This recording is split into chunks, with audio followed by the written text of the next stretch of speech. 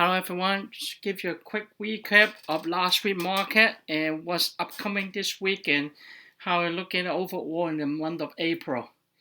Monday market went up from the good news of Biden infrastructure plan from previous week as well as Friday's strong payroll numbers. Tuesday momentum continued in the morning but slipped a little bit in the afternoon. BP, symbol BP on Tuesday announced share buyback plan sooner than anticipated.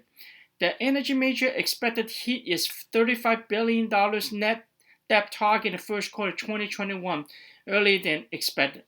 The sell-off was foretold by the rising flat that preceded it, demonstrating continuous selling pressure against the egregious long position. Paychex announced earnings better than expected.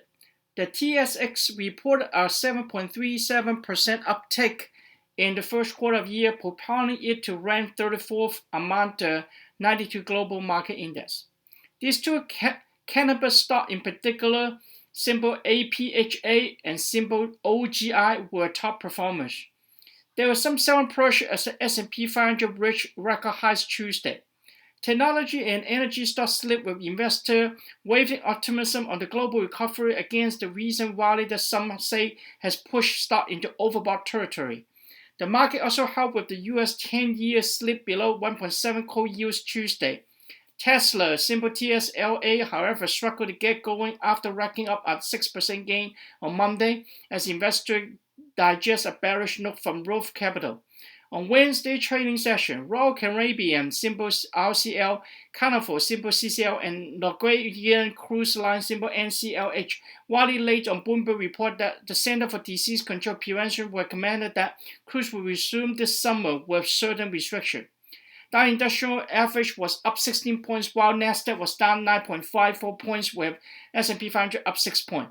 EV and green energy stock, however, took a hit as well as a few Chinese stocks. U.S. Treasury Secretary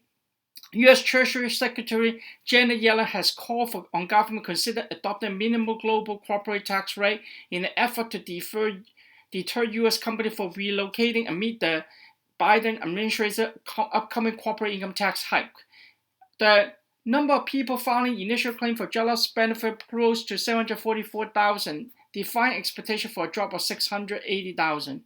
The previous number was also revised up this last Thursday. Despite the disappointing number, Nasdaq was still performed strong and S&P 500 pushed higher.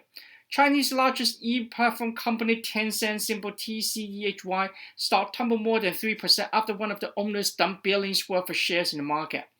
Overall, number of people claiming benefit under unemployment-related program fell by 51,000 to 18.165 million. Federal Reserve signaled it will accommodate conditions for economic growth drove all the major indexes higher Thursday.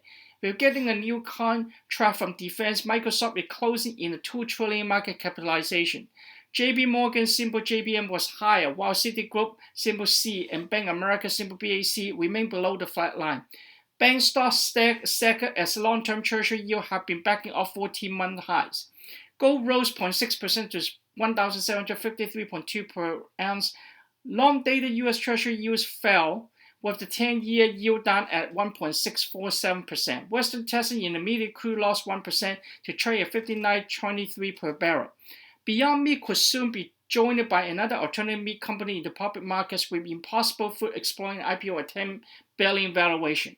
Facebook, symbol FB, Apple, symbol AAPL, Amazon, symbol AMZM, Netflix, symbol NFLX, Google, symbol GOG, Microsoft, symbol MSFT, all rebounded solidly from the lows in previous weeks. The producer price index rose 1% in March and saw a year-over-year surge of 4.2%. Despite higher than expected inflation data, S&P 500 hit record high by the end of the week at 4,128.8 compared to previous Friday close of 4,019.87. Dow also hit record high ending 33,800.60 from previous Friday of 33,153.21, up 647.39 points. Nasdaq was also rebounded nicely from previous Friday of 13,480.11 to 13,900.19, increase of 3.1%. The International Monetary Fund lifted its global growth forecast to 6% in 2021 from its prior forecast of 5.5%, citing the ongoing progress of vaccine unemployment worldwide. Data from a blind client flow trend lines up with a recent note from Tom Lee, who said institutions have substantially increased their cash balances over the past 2 weeks. Lee said he believed there's a $4.5 trillion in cash that could serve as firepower to drive the market higher in April. A stock market rally pause for a few days could let more handles form on basis while recent breakout could consolidate gains. As long as Nasdaq hold about recent high, especially 50-day line, then the bullish trend remains intact. Waffle professor Jeremy Signal said that the stock market will surge 30 to 40% from current level before it stage a 20% correction. The bullish backdrop is partly based on Fed Chairman Powell, who has been steadfast in recent weeks that the Fed is not planning to raise interest rate anytime soon. The investor again need to be very careful but take advantage of this bullish drive to take profit from those that will pay losses in late February and March. What we'll be looking for is a strong earnings season, strong retail sales data, home selling data, and for those who exceed expectation will probably do well compared to their peers. So if you look at this unemployment trend as well, just giving you aspect of how things have changed over the last month or so, obviously there was some revision of number a couple of times already in the last couple of weeks, and particularly last week the number wasn't look good and actually over 700 plus versus the forecast should be below 700,000. So that's cited that there's still a long way to go. I mean, there's still some restaurant companies were struggling to lay more people off, with challenges. So I hope, with the economy reopening, things are actually going to be better and more hiring and eventually the pay will also scale up again because there are a lot of jobs there that it's not $15 an hour, but apparently it's really underpaid compared to what had happened pre-pandemic. So sometimes, honestly, I don't like to use the percentage of unemployment as an indicator how well the economy goes because you can pay somebody $1. Well, you can hire 3 people versus old days somebody pay $3 a person to do their job. So then, in a sense, yes, you create more jobs, but people pay much more sluggish and worse. So its American economy will be better because of generate 2 more jobs that actually bringing down the national average of pay, right? So something to think about when media tell you, hey, things look great. Okay, you need to dig into more deeper and ask yourself, whatever they say is fact. But have they manipulated anything before that? And would they drive the market? Because if you are smart, have been following me for months now, you know that when the market looks great, everybody say you will be surge going up really great and look awesome. When things were down, they say, oh no, this is valuation too high, dangerous, whatever. So I try to keep you in the neutral position to look at both sides and figure it out, right? And at the end of the day, you have a number and everybody is different, have a preference, everybody is different.